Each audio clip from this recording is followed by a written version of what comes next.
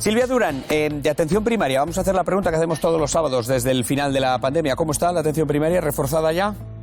No, la atención primaria no está reforzada. Seguimos siendo nuestros propios refuerzos, doblando y además yo creo que es todavía un poco más preocupante, si cabe, que la semana pasada, puesto que necesitamos vacaciones. Algunas personas ya están, algunos médicos y algunos enfermeros y profesionales de los centros de salud están de vacaciones y seguimos necesitando ese refuerzo. Yo creo que además me ha llamado la atención que habéis hablado en todas vuestras intervenciones de hospitales.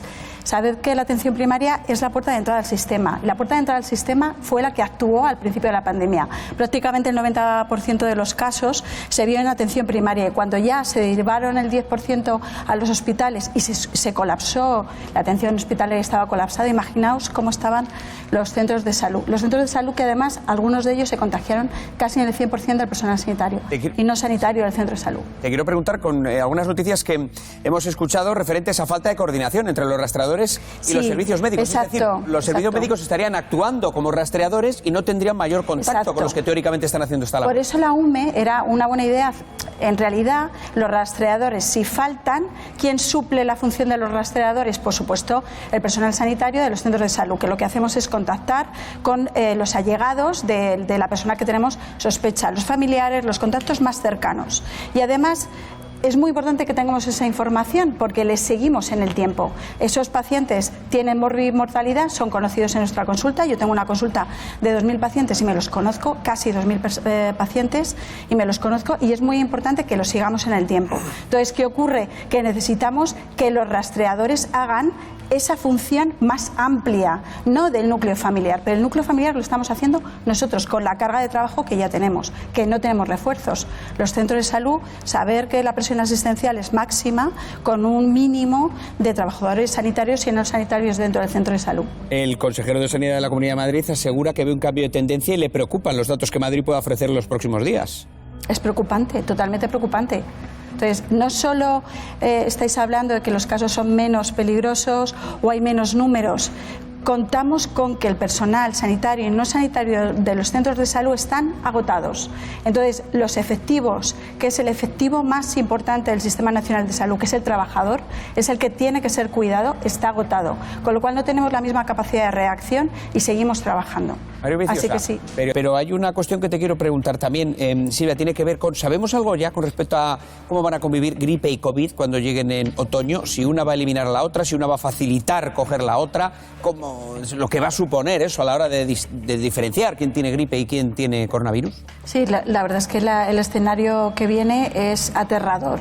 Entonces yo creo que la población, tenemos que confiar en ella, yo confío mucho en la población y además realmente Europa nos ha aplaudido, habéis visto en el confinamiento que ha sido la medida más eficaz epidemiológicamente y ha sido un ejemplo como la población se ha confinado y es cierto que ahora lo que está pasando es que lo que estás contando del ocio y quizá no es igual de ejemplar como ha sido. The Guardian lo dijo en Londres, que España había sido el país más ejemplarizante para prácticamente todo el mundo.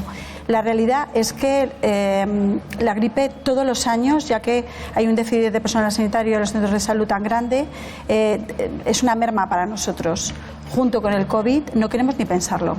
Esperemos que la población lo piense, quede en casa, no se contagie, tenga las medidas suficientes de protección entre ellos.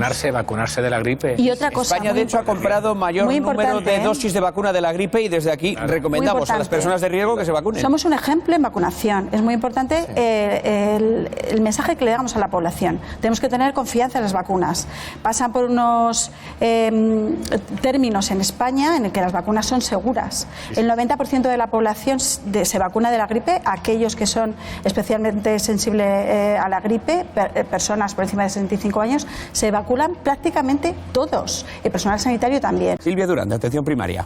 Sí, gracias. La verdad es que yo quería recordar lo que ha pasado este jueves en el Congreso. Se ha presentado el dictamen de la Comisión de la Reconstrucción Social y Económica y creo que es necesario recordarlo. De las 24 páginas dedicadas a la sanidad, exactamente la mitad era dedicada a atención primaria. Es decir, sí que saben qué problema tenemos en atención primaria, se dedican a explicar que necesitamos recursos, que necesitamos estar más reforzados, que saben que estamos viendo 5 minutos un solo paciente y ahora hemos pasado a ver por 5 minutos un paciente y además una llamada telefónica, y yo creo que es una declaración de intenciones. Es cierto que no está asociado a un presupuesto, pero tenemos esperanza y es una llamada de atención este tema. No quiero además dejar esta intervención sin recordar que los MIRES están haciendo una huelga por algo tan sencillo como por compartir camas o por intentar descansar después de una guardia de 24 horas.